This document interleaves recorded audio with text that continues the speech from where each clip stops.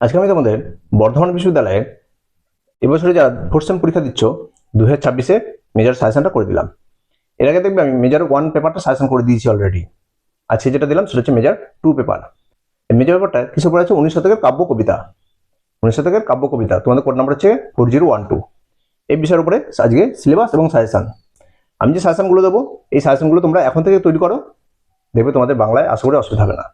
তোমাদের আমি এর উপরে লাস্ট মিনিট সাজেশনে 6টা কি 8টা এক্সট্রা মার্কস করে দেবো, অর্থাৎ পরীক্ষার 1 মাস আগে। পরীক্ষার 1 মাস আগে আমি 6টা থেকে 8টা এক্সট্রা মার্কস করে দেবো, তার মধ্যেই আশা করি কমন পেয়ে যাবে। তোমরা এখন থেকে আমার এই প্রশ্নগুলোকে তৈরি করো।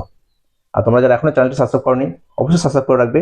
দেখবে এভাবে তোমাদের আমি মেজর মাইনর চেক সমস্ত পেপারগুলো সাজেশন প্লাস প্রশ্নপত্র অর্থাৎ প্রিভিয়াস সালের প্রশ্নপত্রগুলো আপলোড করে থাকি।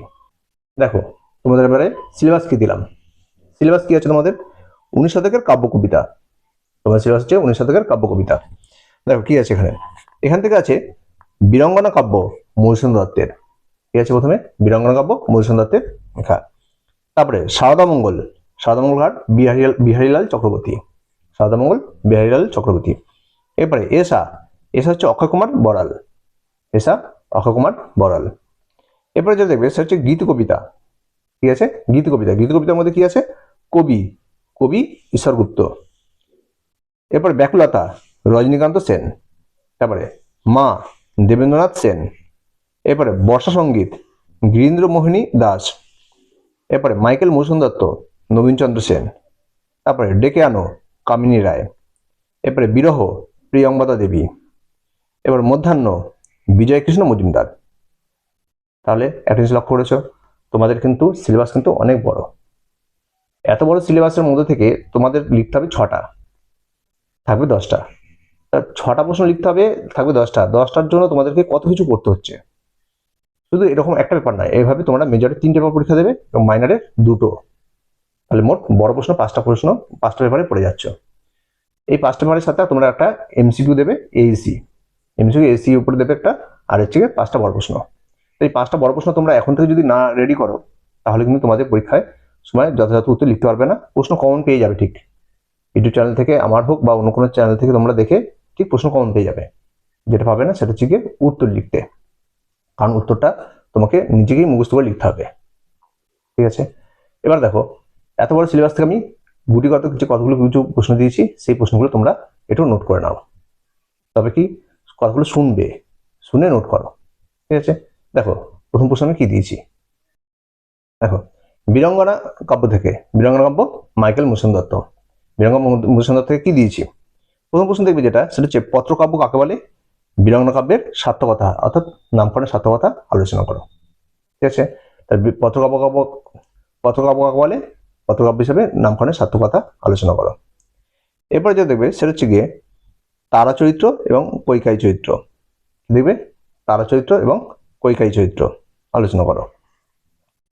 এরপরে এরপরে কুলোটা যে নারী বেশ্যাগর্ভে তার কি হে জন্মিলা আসি ঋষিকেশ কে কার সম্পর্কে মন্তব্য করেছেন এমন বলার কারণ কি। এরপর দেখবে যেটা জনম মম মহা ঋষিকুলে তবু চণ্ডালিনী আমি, বক্তাকে কেন এরূপ কেন তিনি নিজেকে চণ্ডালিনী বলেছেন। এরপর দেখবে মহরতী প্রথা কি হে, এই মহরতী প্রথা তাৎপর্য। তারপরে ছাড়িব এ পড়া প্রাণ জাহ্নবীর জলে, এর তাৎপর্য লেখো। তাহলে কি দিলাম, যে কটা প্রশ্ন দিলাম এখান থেকে কিন্তু খুব ভালোভাবে এখন থেকে তোমরা রেডি করো। এরপর আমি এর উপরে স্টার মার্কস করে দেবো। ঠিক আছে, নেক্সট সারদামঙ্গল থেকে বিহারীলাল চক্রবর্তী। সারদামঙ্গল কি দেখবে এখান থেকে, ভোরের পাখি কাকে বলে, অর্থাৎ বিহারীলাল চক্রবর্তীকে বলা হয়। তাকে ভোরের পাখি বলার কারণ কি। এরপর দেখবে সারদামঙ্গলে হিমালয়ের নিসর্গ রূপের বর্ণনা দাও। কি দিলাম, সারদামঙ্গলে হিমালয়ের নিসর্গ রূপের বর্ণনা, বা এর সাথে তুমি দেখতে পারো সেটা হচ্ছে প্রকৃতির বর্ণনা। কি দেখবে, প্রকৃতির বর্ণনা। নেক্সট প্রশ্ন দেখো, সারদামঙ্গল কাব্যে ত্রিবিধ বিরহ সম্পর্কে লেখো। কি দিয়েছি, ত্রিবিধ বিরহ সম্পর্কে লেখো। এরপরে নন্দন কারণ বলতে কি বোঝো, দ্বিতীয় স্বর্গে কবি যে নন্দন কারণে বর্ণনা করেছেন তা লেখো। আবার শোনো, নন্দন কারণ বলতে কি বোঝো, দ্বিতীয় স্বর্গে কবি যে নন্দন কারণে বর্ণনা করেছেন তা লেখো বা আলোচনা করো। এরপরে দেখো পুণ্যতোয়া গিরিবালা জুড়ায়ে প্রাণের জ্বালা। এখানে গিরিবালাকে সে বক্তার কেন প্রাণের জ্বালা জুড়াবে। ঠিক আছে, এই যে আমি লাইন তোলা প্রশ্নগুলো দিচ্ছি, এগুলো আমি প্রশ্ন বলে দিচ্ছি, বা এগুলো পরীক্ষায় তোমাদের তাৎপর্য বা ব্যাখ্যা হিসেবে আসতে পারে। এসা অক্ষয় কুমার বড়াল। কি দিচ্ছি এসা থেকে? বলছে এসা কাব্যের কবির প্রেম ভাবনার পরিচয় দাও। প্রথম প্রশ্ন কি দেখবে এসা থেকে? এসা কাব্যের কবির প্রেম ভাবনার পরিচয় দাও। নেক্সট প্রশ্ন, এ কি শুধু প্রহেলিকা? এটা হচ্ছে লাইন তোলা। তারপরে বলছে কবির জীবনকে প্রহেলিকা মনে হয়েছে কেন? তারপরে যাবে সেটা হচ্ছে গীতি কবিতা থাকে। গীতি কবিতা কি দিলাম?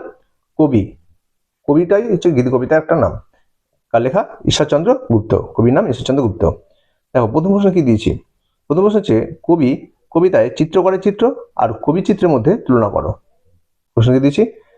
চিত্র, কবি কবিতার চিত্র করে চিত্র এবং কবি চিত্রের মধ্যে তুলনা করো। পরের প্রশ্ন দেখো, পটুয়ায় লেখে কত হাত মুখ পদ, এর তাৎপর্য লেখো। এরপরে ব্যাকুলতা। ব্যাকুলতা রজনীকান্ত সেন। কি দিয়েছি? ব্যাকুলতা কবিতায় মা ও সন্তানের কোন ছবি ফুটে উঠেছে তা আলোচনা করো। কি দিয়েছি? ব্যাকুলতা কবিতায় মা ও সন্তানের কোন ছবি ফুটে উঠেছে তা আলোচনা করো, বা বিষয়বস্তু, এটা বা বিষয়বস্তু।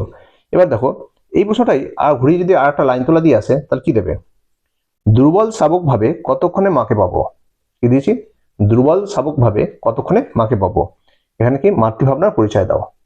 তাহলে গেছে ওই প্রশ্নটির উত্তর এটা হবে, খালি এটা লাইন তোলা প্রশ্ন। ঠিক আছে, বা তাৎপর্য আসতে পারে। মা কবিতা থেকে, মা কবিতা কার? দেবেন্দ্রনাথ সেনের। কি দিয়েছি দেখো, প্রথমেই দেখবে সেটা হচ্ছে গিয়ে দেখো তাৎপর্য হিসেবে দেখবে এখান থেকে। হ্যাঁ, তবু ভরিল না চিত্ত, তাৎপর্য। তারপরে করিলাম পুণ্যস্নান ত্রিবেণী সঙ্গমে, তাৎপর্য। দুটো তাৎপর্য দিলাম। এরপরে দেখবে যেটা সেটা হচ্ছে সব তীর্থ সার, তাৎপর্য লেখো। ঠিক আছে, নেক্সট দেখো কি দিয়েছি।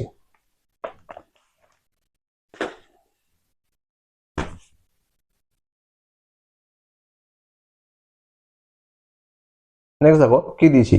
কি দিয়েছি? মাইকেল মধুসূদন দত্ত নবীনচন্দ্র সেন থেকে। মাইকেল মধুসূদন নবীনচন্দ্র সেন। প্রথম প্রশ্ন দেখবে মধুসূদন কবিতায় নবীনচন্দ্র সেনের মধুসূদন দত্তের করুণ অবনতি বা করুণ পরিণতি কিভাবে ফুটিয়ে তুলেছেন তা আলোচনা করো। দিয়েছি আরো প্রশ্ন, মধুসূদন কবিতায় নবীনচন্দ্র সেনের মধুসূদন দত্তের করুণ পরিণতি কিভাবে ফুটিয়ে তুলেছে তা আলোচনা করো। এরপরে যে প্রশ্নটা দেখবে সেটা হচ্ছে নবীনচন্দ্র সেন মধুসূদন কবিতায় আমরা কি শিক্ষা পাই, অর্থাৎ কি নবীনচন্দ্র সেনের মধুসূদন কবিতা থেকে আমরা কি শিক্ষা পাই তা লেখো। এবার দেখবে ডেকে আনো। ডেকে আনোটা কামিনী রায়ের লেখা। কি দেখবে? ডেকে আনো কামিনী রায় থেকে কি প্রশ্ন দিয়েছি? বলছে স্নেহের অভাবে আছে এ লজ্জানত প্রাণ, সংকোচ হায়রে ফেলে আনো ওরে ডেকে আনো। সেটা হ্যাপেন দিয়ে স্নেহের অভাবে কি হবে প্রাণের ওপর কার্যকরী হয় আলোচনা করো। ডেকে আনো কবিতায় কবি কিভাবে মানবিকতা ও ক্ষমার গুরুত্ব আলোচনা করেছেন তা লেখো। কি দিয়েছি? ডেকে আনো কবিতায় কবি কিভাবে মানবিকতা ও ক্ষমার গুরুত্ব আলোচনা করেছেন তা লেখো। নেক্সট প্রশ্ন দেখবে, বলছে বিরহ বিধুরা কবিতায় কিভাবে রোমান্টিকতা ও বিরহ কথা আছে তা আলোচনা করো। তোমরা কি দিলাম প্রশ্নটা দেখো, বিরহ বিধুরা কবিতায় কিভাবে রোমান্টিকতা ও বিরহ কথা আছে তা আলোচনা করো বা তা লেখো। এরপরে কাছে লও আরো কাছে বক্ষরে মাঝে, তাৎপর্য। নেক্সট প্রশ্ন, মধ্যাহ্ন। মধ্যাহ্নে কার লেখা? বিজয়কৃষ্ণ মজুমদার। মধ্যাহ্ন বিজয়কৃষ্ণ মজুমদার কবি। এবার দেখো প্রশ্ন কি দিয়েছি, মধ্যাহ্ন কবিতায় কবি কিভাবে স্থিরতা ও গতিশীলতার মধ্যে সামঞ্জস্য বিধান করেছেন তা লেখো। কি দিয়েছি? মধ্যাহ্ন কবিতায় কবি কিভাবে স্থিরতা ও গতিশীলতার মধ্যে সামঞ্জস্য বিধান করেছেন তা লেখো বা আলোচনা করো। এরপরে মধ্যাহ্ন কবিতায় আধ্যাত্মিক চিন্তাধারার পরিচয় দাও। কি দিয়েছি? মধ্যাহ্ন কবিতা আধ্যাত্মিক চিন্তাধারা বা তোমরা করতে পারো নামকরণের সার্থকতা। এই হচ্ছে তোমাদের টোটাল সিলেবাস এবং সাজেশন। এই সাজেশনগুলো তোমরা এখন থেকে প্রস্তুত করো, দেখবে তোমাদের আর কোনো অসুবিধা হবে না 2026-এ ফোর্থ সেমের পরীক্ষা দিতে। এরপরে আমি তোমাদেরকে লাস্ট মিনিট সাজেশন, অর্থাৎ পরীক্ষার 1 মাস আগে লাস্ট মিনিট সাজেশন যেটা দেবো সেটা হচ্ছে শুধুমাত্র 6টা থেকে 8টা করে প্রশ্ন। এই যা দিলাম আমি এর উপর থেকেই স্টার মার্কসগুলো করে দেবো। তোমরা কমেন্টে জানাও তোমাদের ব্যাপারে কোন ভিডিওর প্রয়োজন আছে বা কোন সাজেশনের প্রয়োজন আছে এবং কোনো প্রশ্নপত্র দরকার আছে কিনা, আমি তোমাদের সেগুলো আপলোড করব। দেখো, আর লাইক কমেন্ট তো অবশ্যই করবে, আর ভিডিওগুলো বন্ধুদের বেশি বেশি করে শেয়ার করে দেবে যাতে তারাও হাতের মুঠে পেয়ে যায় এই সাজেশনগুলো।